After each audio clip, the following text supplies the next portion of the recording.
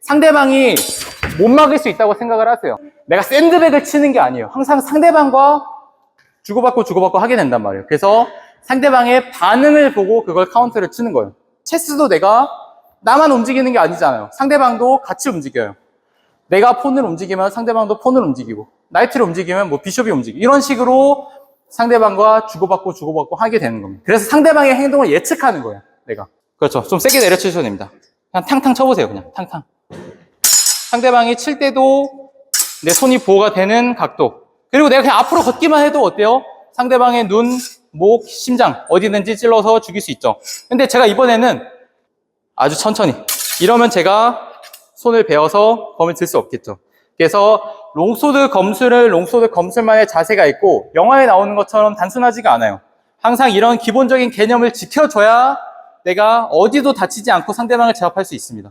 저는 이름은 김견이라고 하고요. 5년쯤 전에 이제 회장님 따라서 롱소드, 리테나와 검술을 좀 배웠고, 예전에는 어렸을 때부터 한 초등학교 3학년 때 그때부터 대한검도를 좀 꾸준히 해왔습니다. 어떻게 보면 경력으로 따지면 저보다 오래 하신 거잖아요. 거의 20년. 그쵸. 그냥 뭐 구력처럼 얘기하면 조금 더 오래되긴 했는데, 대한검도 본인도 이제 단이 엄청나게 높으시고. 낮진 않은 단을 가지고 있어요. 아니, 아버지도 7단이시고, 네. 그 선생님께서도 8단이시고, 본인도 되게 단이 높으시고. 와, 진짜 어떻게 보면은 검도에 인생을 갈아 넣어야 되는 수준이잖아요. 정말 그랬으면 좋겠는데 그게 정말 아쉽게도. 현실적인 여건이 좀 안 되는군요. 좀 아쉽습니다. 그래도 되게 존경스럽습니다. 좋습니다. 아우, 감사합니다. 이거를 배우신 계기가 어떻게 되신가요? 사실 검도를 되게 많이 하셨으면은 이런 거에 좀 눈이 안 갈 수도 있잖아요. 제가 대한검도를 좀 쉬는 시기가 있었어요. 좀 이제 팔을 다치면서 좀 쉬는 시기도 있었고, 좋든 싫든을 떠나서 그냥 죽도 칼을 좀 오래 잡다 보니까 이 운동을 좀 계속 하고 싶은데 좀 가까운 거리에서 할 수 있는 곳이 없을까 이로 좀 찾다가 또 운 좋게 리테나워라는 롱소드 검술을 찾게 돼서 좀 접하게 됐습니다. 아주 좋습니다. 좀 개방적인 자세도 네. 좋으시고, 사실 진짜 거드름 피울 수 있는 이제 실력임에도 불구하고 이렇게 되게 겸손하게 말씀해 주셔서 정말 아닙니다. 감사합니다. 네, 이름은 이우석이고요. 네네. 나이는 37입니다. 네네. 저한테 말씀해 주시기를 주짓수를 또 네네네. 굉장히 오래 하셨고, 네네네. 체육관도 운영하고 계시잖아요. 네네네. 10년 동안 이제 수련하고 있고요. 체육관 운영하고 있습니다. 와, 좋습니다. 네. 듣기로는 국가대표도 논리적인 정합성을 느낄 수가 있었어요. 저는 그 점에서 되게 매력을 느껴서 사실 두 운동을 지금 다 하게 됐거든요. 저한테 이제 사범님 회장님 해주시니까 너무 감격스럽네요, 진짜. 제가 부끄럽네요. 이거를 하시게 된 계기가 어떻게 되시나요? 제가 처음에 주짓수를 봤을 때도 그렇고, 롱소드도 봤을 때도 그렇고, 이 기술에 설명하시는 것도 그렇고, 롱소드의 기술적인 흐름 같은 걸 보면은 확실히 일맥상통하는 면이 있고, 막연하지 않고 딱 논리적으로 와닿는 것들이 이제 느껴졌어요. 저는 그런 이제 쪽에 매력을 느껴서. 격투가로서 이제 무술가로서. 네네네, 맞습니다. 네네. 정말 프로 중에 프로께서 또 인정을 해주시니까 너무 감사할 따름입니다. 너무 좋습니다. 감사합니다. 혹시 왜 웃어? 왜? 이거를 안녕하세요, 지인입니다. 네. 성함이 어떻게 되시나요? 강재용입니다. 이걸 배우게 된 계기가 어떻게 되세요? 다이어트에 좋댔어요. 다이어트 좀 날씬해지실 수 있을 겁니다. 네. 한 이 정도? 따봉. 저번에도 오셨지만 되게 열정적으로 하시는 게 되게 좋습니다.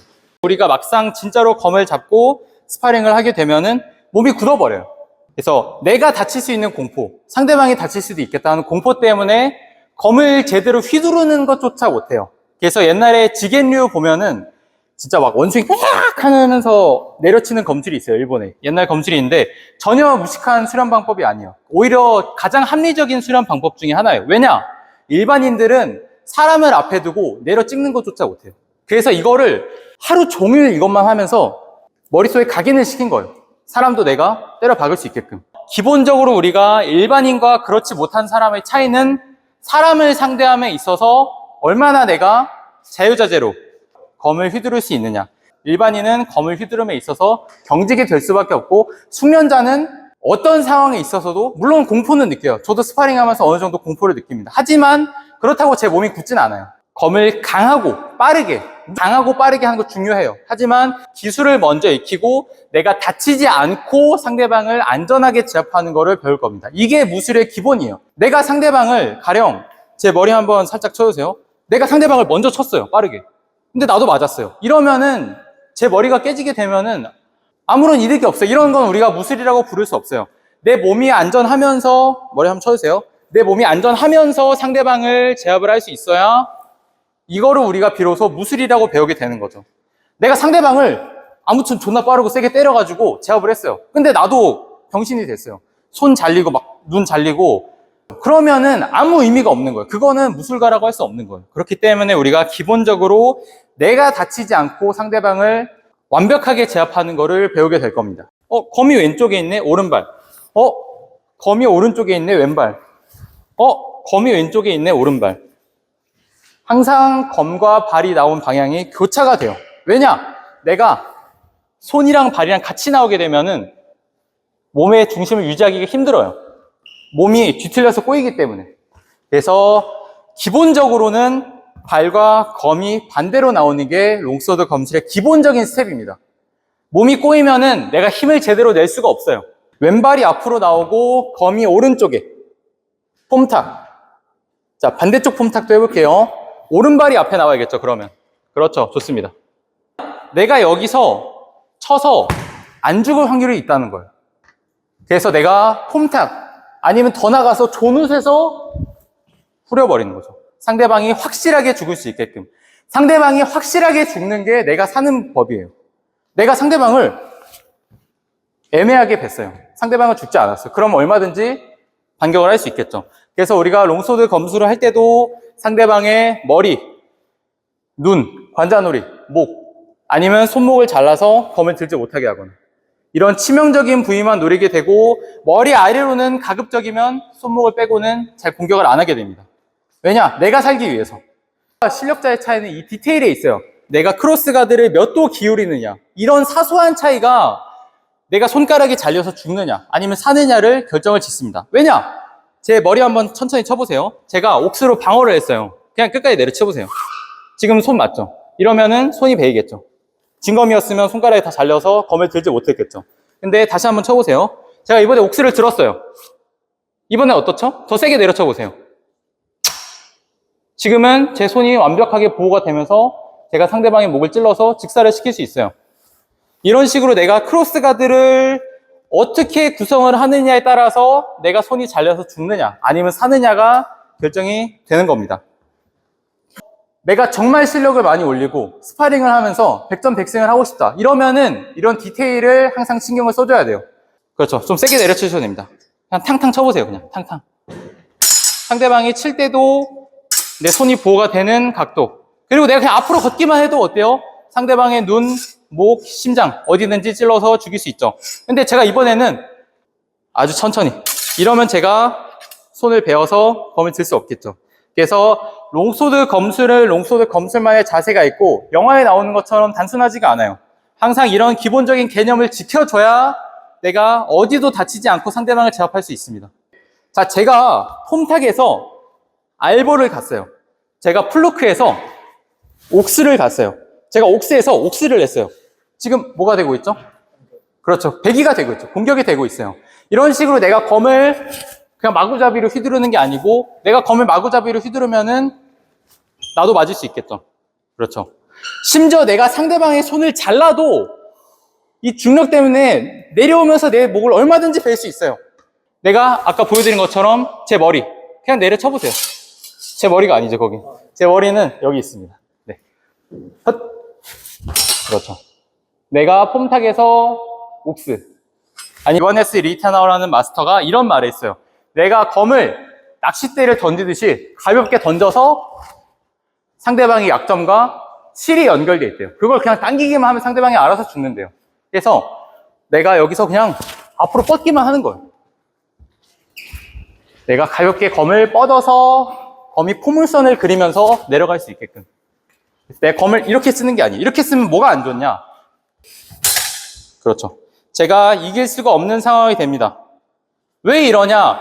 상대방의 검은 강한 부분이 맞부딪혀 있고 저는 약한 부분, 중간 부분이 맞부딪혀 있어요. 이러면은 제가 도저히 이길 수가 없습니다. 왜 이런 현상이 발생하는지 나중에 또 자세하게 설명을 해드릴게요. 그래서 검은 멀리 던지는 게 기본적으로 유리하다. 그러면 옛날 일본 사람들은 바보 아니냐? 왜 짧게 써? 옛날 일본은 보통 고리 검술을 할 때 카타나를 쓸 때 실내에서 했어요. 실내는 천장이 낮습니다. 그래서 보통 석가래 같은 기둥 있죠. 옛날에 미야모토 무사시도 그런 말 했어요. 당신들이 긴 일본도를 쓰다가 천장에 걸려서 허무하게 죽는 경우가 많다. 왜 멍청하게 그런 행동을 하느냐. 그래서 실내는 그냥 짧은 검을 써라. 이런 말을 했어요. 그렇기 때문에 일본 나름대로 그 합리적인 방법이 있었던 거예요. 내가 상대방과 멀리 있을 때는 검을 던져주면 됩니다. 그래서 내가 굳이 이런 식으로 뵐 필요가 없어요. 그냥 검을 던지기만 해도 충격이 충분히 들어갑니다. 그러면 검 가볍게 던지면은 상대방 안 죽지 않느냐. 그렇게 생각할 수도 있는데 크론 한번 해주세요. 이렇게. 내가 검을 가볍게 던지기만 해도 어때요? 이거 맞고 살 수 있을까요? 이거 맞고 살 수 있을 것 같아요? 못 살겠죠? 그래서 내가 검을 던지기만 해도 충분히 상대방을 반갈죽을 낼 수 있는 파워가 나옵니다. 좋습니다. 크론 파워는 보통 내가 상대방을 치는 게 아니고 상대방 옆을 쳐요. 제 머리 한번 쳐주세요. 상대방 옆을 쳐서 검을 떨어뜨리고 공격을 하게 되는 겁니다. 아니면 상대방이 나를 뵐 때 내가 옆으로 빠지면서 상대방의 손목이나 머리를 베게 됩니다. 그래서 이게 크론 파워. 잘 안 되시는 분들은 일단 이런 게 있다는 것만 알아두시고 제가 나중에 또 교정을 해드릴게요. 잘 안 되시는 분들. 내려치려고 하니까 이분이 검을 높게 들어서 방어하려고 했죠. 이때 내가 쉬라우를 하게 되면은 방어 위로 검이 내려와서 상대방을 죽일 수 있게 됩니다. 제가 천천히 하니까 이렇게 된 거지 제가 여기서 팍 내려쳤으면은 머리가 조각이 났겠죠. 여기서 또 중요한 건 뭐냐. 자, 검을 휘두를 때 보통 우리가 원심력을 이용해서 회전력을 이용해서 검을 휘두르게 됩니다. 내가 이 회전력을 이용하지 않고 온전히 내 힘으로만 쓰려고 하면 굉장히 무거워요. 이 검의 무게가 보통 1.6kg 정도 되는데 가볍다고 하면 가볍고 무겁다고 하면 무거운 거예요. 핑크 덤벨이 보통 1kg, 2kg 하죠. 근데 이 검은 그것처럼 가볍지 않아요. 왜냐? 무게중심이 어느 정도 앞으로 가 있기 때문에. 생각해보세요. 핑크 덤벨 끝을 내 손가락으로 잡고 있다고 생각해보세요. 그런 느낌인 거죠. 그래서 내가 이 검을 가볍게 쓰려면 이 무게중심을 이용하는 게 중요해요. 내가 검을 억지로 내 힘으로만 쓰는 게 아니고 검의 궤도가 그냥 가는 대로 물 흐르듯이 가볍게 쓰게 되면 내가 한 손으로도 얼마든지 배기를 할 수 있게 되는 겁니다. 그렇죠. 그래서 우리가 이 회전력을 이용하는 트레이닝을 또 해볼 거예요. 좌우 10번 해볼게요. 자, 먼저 발을 평행하게 서볼게요, 우리가. 또 밑으로 내려서 쉬려. 이렇게 되겠죠, 그러면. 연속으로 하면. 자, 해볼게요. 하나, 둘, 셋, 섯, 일곱, 여덟, 아홉, 열. 그래서 이걸 할 때 안 힘들게 하는 게 중요한 거예요. 이걸 하는데 내가 너무 힘들어요.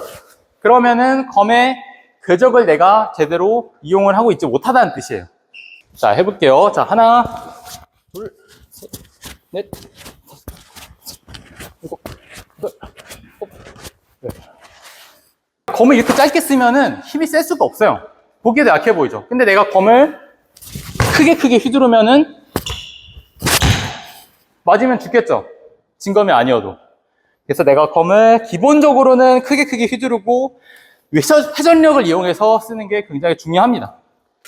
영화에서 나오는 것처럼 챙 부딪히고 챙 부딪히고 이게 잘 안 돼요. 왜냐? 내가 상대방을 죽이려고 검을 가져왔어요. 상대방도 나를 죽이려고 검을 가져왔어요. 그럼 서로 힘을 주고 있겠죠. 근데 여기서 검을 떼면 어떻게 될까요? 검을 떼면은 죽겠죠. 그래서 내가 함부로 검을 뗄 수가 없습니다. 그럼 어떻게 하느냐? 검을 붙인 상태에서 상대방을 공격을 하는 거예요. 그렇죠. 내가 검을 붙인 상태에서. 자, 일단은 제가 지시하는 것만. 내가 검을 붙인 상태에서 공격을 굳이 막을 필요 없어요. 막는 건 나중에 할 거예요. 검을 붙인 상태에서 공격을 하는데 상대방이 막았어요. 상대방도 살아야겠죠. 이때는 내가 검을 떼도 상관없죠. 왜냐?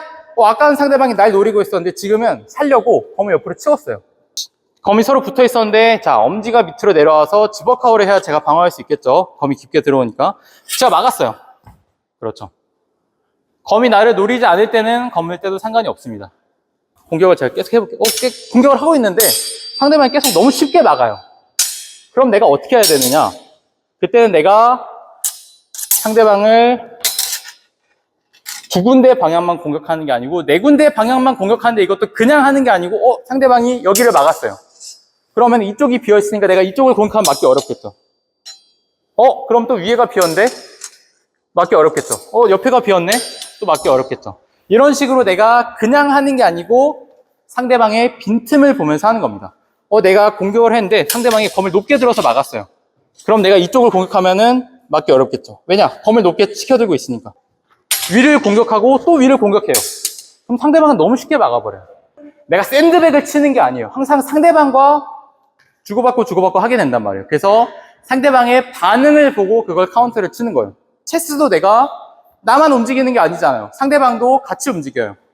내가 폰을 움직이면 상대방도 폰을 움직이고, 나이트를 움직이면 뭐 비숍이 움직이고, 이런 식으로 상대방과 주고받고 하게 되는 겁니다. 그래서 상대방의 행동을 예측하는 거예요, 내가. 자, 초보자분들은 다칠 수가 있으니까 무조건 유념해야 되는 거 3가지 말씀드릴게요. 자, 먼저 우리가 검을 부딪혔을 때 절대로 뒤로 빠지면서 하지 마세요. 내가 뒤로 빠지면서 하게 되면은 상대방의 눈을 뵐 수도 있겠죠. 근데 내가 차라리 앞으로 가면서 하면 좀 세게 맞는다고 해도 크게 다치지 않아요. 어디 닿는다고 해서 다치지 않죠. 지금 뭐 어디 크게 다쳤어요? 마음을 다쳤습니다. 마음을 다쳤어요? 재밌군요. 오케이. 그래서 내가 진검도 마찬가지예요. 진검도 내가 멀리서 싸우면은 굉장히 위험하다는 거예요. 나도 위험하고 상대도 위험해요. 진검은 뾰족하잖아요. 조금만 찔러도 죽어요. 그래서 내가 차라리 안으로 깊게 파고들어서 공격하는 게 나한테 더 안전하다는 거예요. 진검일수록 오히려 더 그렇게 하는 게 더 안전합니다. 우리가 가검이라서 이렇게 하는 게 아니에요. 그래서 기본적으로 내 안전을 지키기 위해서 가까이 가면서 싸운다는 거. 자, 2번째, 상대방이 못 막을 수 있다고 생각을 하세요. 무조건 때려박지 말라는 거예요. 상대방이 기본적으로 막지 못한다고 생각하고 하세요. 내가 정말로 세게 때려 박으면은 아무래도 철검이다 보니까 크게 다칠 수 있겠죠. 그래서 항상 내가 중간에서 멈추고, 근데 멈췄는데 상대방이 이렇게 뒤늦게 막았어요. 에이, 비겁한 새끼.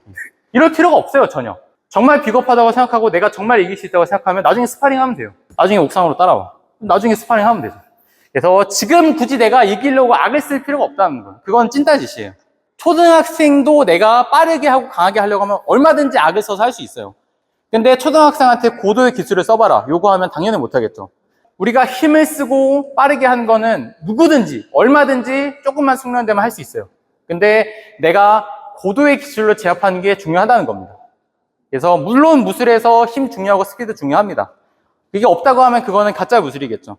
하지만 굳이 내가 연습하는 이 기술을 익히는 단계에서 그렇게 할 필요까지는 없다는 거예요. 왜요? 뭐가 잘 안 돼요? 뭐가 안 되면, 여러분 뭐가 안 되면 그냥 저한테 바로 물어보세요. 그러면은 상대방이 지금 어디가 비어있죠? 머리가 딱 봐도 비어있죠. 그럼 머리를 공격하려고 하면 상대방은 들어서 막을 수밖에 없겠죠. 좋아요. 아주 좋아요. 그런 식으로. 아주 좋습니다. 상대방의 검을 높게 들면 내가 밑에를 공격하는 것도 굉장히 중요합니다. 보세요. 다시 이렇게 밀면? 이제 뒤집어서, 그렇죠. 좋아요. 좋아요. 이게 올바른 길이에요. 그렇죠. 좋습니다. 잘하셨어요. 자, 그 다음에 우리가 배울 거는 레슬링인데, 레슬링을 이제 많은 분들이, 이거 안 통하지 않느냐. 어떻게 상대방이 이거 가만히 기다려주느냐. 이렇게 생각을 하시는 분들이 많은데, 내가 기본적으로 레슬링을 쓰기 위해서는 상대방의 검이 정지되어 있는 걸 확인을 해야 돼요. 내가 만약에 레슬링 저한테 한번 걸어보세요. 근데 제가 정지를 안 돼 있어요, 정지가. 그러면 당할 수도 있는 거예요. 그렇죠. 그래서 정지되어 있는 걸 확인해야 되고, 만약에 상대방이 정지하지 않았어요. 막 혼자 뭘 하려고 해요. 그러면 내가 어떻게 하면 되느냐. 상대방이 뭔가 막 움직이려고 하면은 그냥 눌러서 죽이면 됩니다. 손이나 머리를. 어느 정도 실력이 있는 사람도 검이 멈춰요. 그리고 멈출 수밖에 없는 상황을 만든 다음에 내가 공격을 하면 되겠죠. 어떤 상황? 이런 식으로. 그래서 우리가 레슬링을 할 건데, 자, 2번째 중요한 거. 상대방은 샌드백이 아니다. 상대방은 힘을 줘서 버텨요. 한번 팔 이렇게 한번 해보실래요? 그렇죠.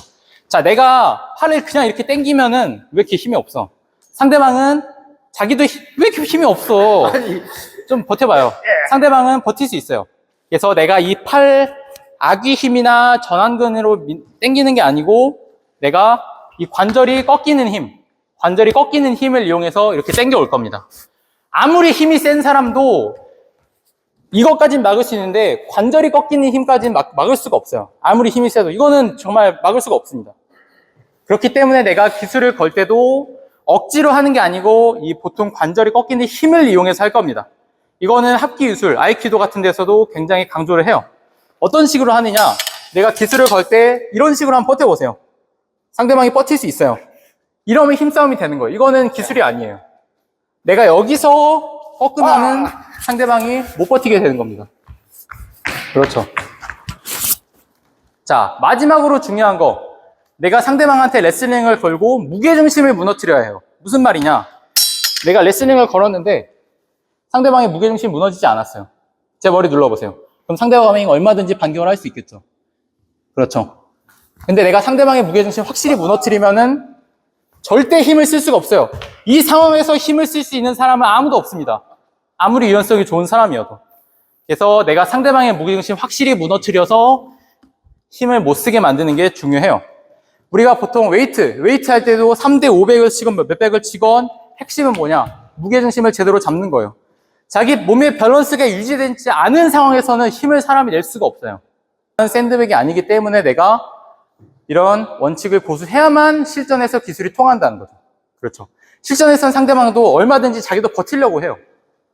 하지만 우리가 지금 연습할 때는 일단 살짝만 힘을 빼고. 왜냐? 처음부터 너무 힘싸움을 하면 기술을 익힐 수가 없어요. 자, 왼손으로 엄지가 밑으로 오게끔 해서 상대방의 검을 잡고 내려줍니다. 그 다음에 목을 베는 거예요. 오른손으로 엄지가 밑으로 오게끔 상대방의 검을 잡아서 이렇게 잡아서 내려서 머리를 뱁니다. 자, 검 잡으면 손이 베이지 않느냐 하시는 분들이 또 많은데, 자, 우리가 아무리 날카로운 검이어도 정지되어 있는 검을 잡는 거로는 손이 썰리지 않아요. 그래서 내가 정지된 걸 확인하고 잡으면 문제가 없겠죠. 근데 상대방의 검을 움직였어요. 이러면 손이 썰리는 거예요. 무슨 말인지 아시겠죠? 사시미 칼도 마찬가지로 그냥 잡는 건 문제가 없지만 이거를 썰면은 손이 썰리겠죠. 자, 내가 왼손을 니은, 그 다음에 바깥쪽으로 일자, 자, 그 다음에 기역, 그 다음에 마무리까지. 근데 퍼머를 집어넣고 당기는 거예요. 그 다음에 목 베고. 여기까지 일단 해볼게요. 또 이렇게 들어가죠. 검을 좀 더 높게. 머리를 지금 맞을 수 있겠죠? 오른손이, 그렇죠. 이렇게. 엄지가 밑으로. 그렇죠. 다시. 왜냐하면 이쪽으로는 잘 안 꺾여요. 그렇죠. 그렇죠. 그런 식으로. 제가 보여드릴게요. 자, 여기서 검을 잡아서 이렇게. 좋습니다. 그렇게. 좋아요. 잘하셨어요.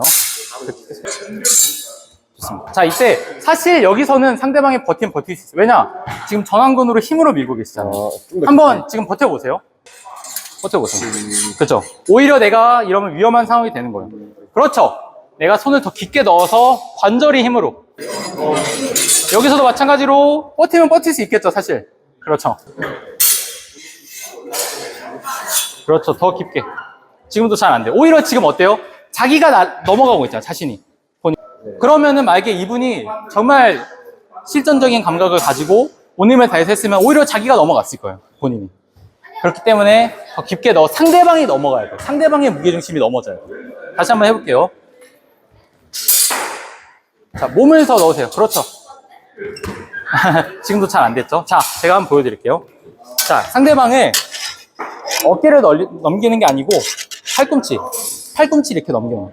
이러면 상대방이 힘을 낼 수 없으니까 이걸로 찍어버리면 되겠죠. 이게 쇠공이에요, 쇠공. 쇠공으로 두개골을 찍어버리면은, 생각해보세요. 덤벨로 머리통을 찍어버린다고 생각해보세요. 머리가 부서지겠죠. 그렇죠. 조금만 더 연습해볼게요. 처음에 안 되는 게 당연해요.